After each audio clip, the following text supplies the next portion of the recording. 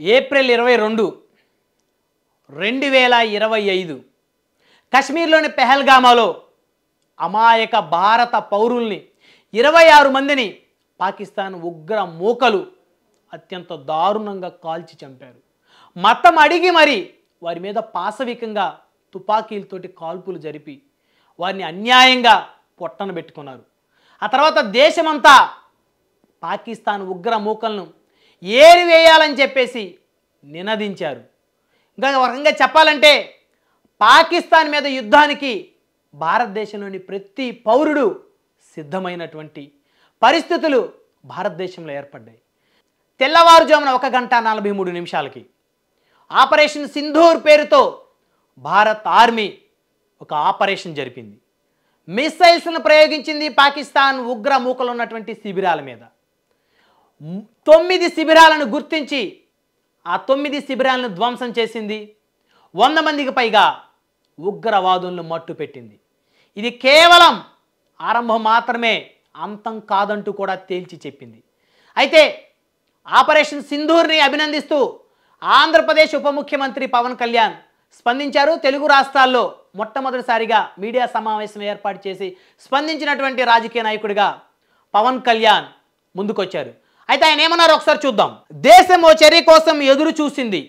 అంటే పెహల్గామా ఉగ్రదాడి తర్వాత పాకిస్తాన్లో ఉన్నటువంటి ఉగ్రమూకల్ని వెంటాడి చంపాల్సిందే అంటూ దేశంలో ప్రతి పౌరుడు కూడా నినదించాడు.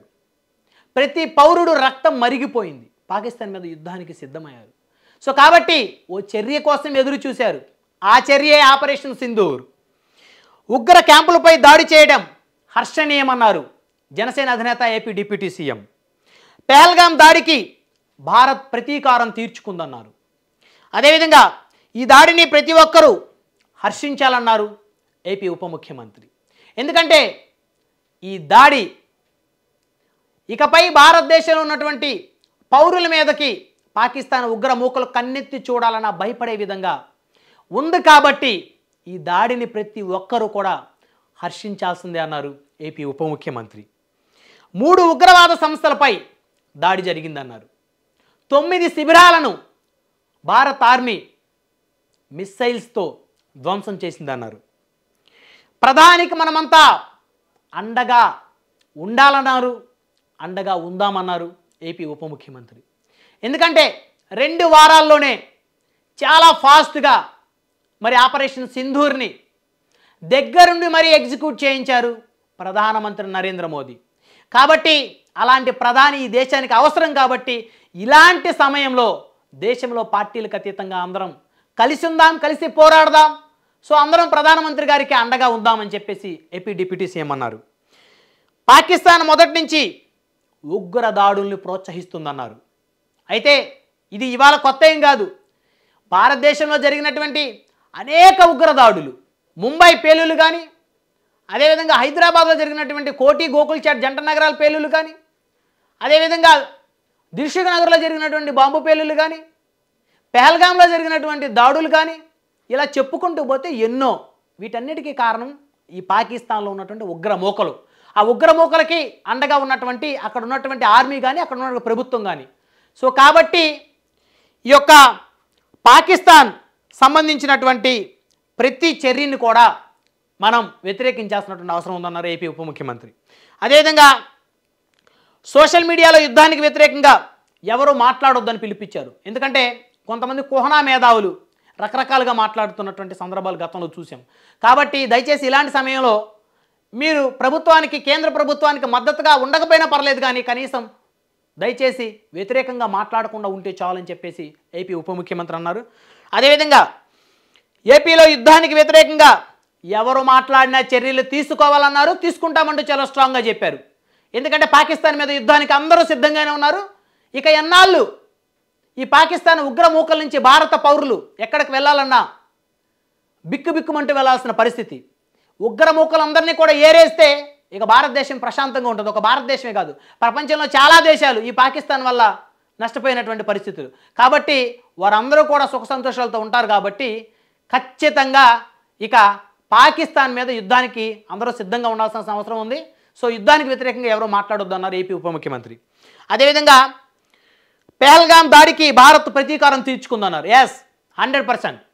పెహల్గాంలో జరిగిన ఉగ్ర దాడికి ప్రతీకారంగానే ఆపరేషన్ సింధూర్, ఈ యొక్క పాకిస్తాన్ ఉగ్రమూకల సంబంధించినటువంటి 9 శిబిరాల మీద ఆపరేషన్ సింధూర్ మరి టార్గెట్ చేసింది, మిస్సైళ్లతో దాడి చేసింది, 100 మందిని లేపేసింది. ఇది అంతం కాదు, ఆరంభం మాత్రమే. ఇంకా చాలా ఉగ్రవాద శిబిరాలు ఉన్నాయి. వారందరినీ కూడా ఖచ్చితంగా ఆపరేషన్ సింధూర్ టార్గెట్ చేస్తుంది. ఏ భారతీయ మహిళ నుదుటిన ఆ యొక్క సింధూరాన్ని తుడిచివేశారో, మతం అడిగి మరీ చంపారో పాకిస్తాన్ ఉగ్రమూకలు. కాబట్టి మీకు బుద్ధి చెప్పాలంటే ఆపరేషన్ సింధూర్ పేరుతోనే మీ యొక్క ఉగ్ర కార్యకలాపాలు నిర్వహిస్తున్నటువంటి శిబిరాలను ధ్వంసం చేయాల్సినటువంటి అవసరం ఉంది. కాబట్టి ఖచ్చితంగా దానికి సంబంధించి ఏపీ ఉప ముఖ్యమంత్రి చాలా ఘాటుగా స్పందించారు. అదేవిధంగా ఇది బీజేపీనో ఎన్డీఏ కూటమో చేస్తున్న యుద్ధం కాదు, ఈ సమయంలో అందరూ కలిసి ఒక్కటిగా ఉండాలి. అయితే చాలా రాజకీయ పార్టీలు మరి ఈ చర్యతోటి ఇది భారతదేశానికి సంబంధించినటువంటి ఒక ప్రతీకార చర్యగా చూడకుండా ఇదేదో మరి మోదీ గారి ఖాతాలోకి వెళ్ళిపోతున్నాను, బీజేపీ ఖాతాలోకి వెళ్ళిపోతున్న కొంత ఈర్ష్య అసూయతో ఉన్నటువంటి కొన్ని పార్టీలు ఉన్నాయి. కాబట్టి దయచేసి ఇది ఒక బీజేపీకో లేకపోతే ఇది ఒక ఎన్డీఏ కూటమికో వీళ్ళు చేస్తున్న యుద్ధం కాదు, ఇది దేశం అంతా కలిసి చేస్తున్న యుద్ధం. కాబట్టి అందరూ కూడా కలిసికట్టుగా ఉండాలని చెప్పేసి ఏపీ ఉప ముఖ్యమంత్రి పిలుపునిచ్చారు. అయితే ఈ సమయంలో అందరూ కలిసి ఒక్కటిగా ఉండాలన్నారు. ప్రధాని నేతృత్వంలో ధీటైన జవాబు ఇచ్చామని మరొక్కసారి ప్రధాని కొనియాడారు ఏపీ ఉప ముఖ్యమంత్రి. అయితే ఇదంతా కూడా భారతదేశానికి ప్రస్తుతం ప్రధానమంత్రిగా ఉన్నటువంటి నరేంద్ర మోదీ గారి యొక్క ఆలోచన విధానం, ధైర్య సాహసాలకి ఇది ఒక చిహ్నంగా ఉంటుంది. అందులో ఎలాంటి డౌటు లేదు.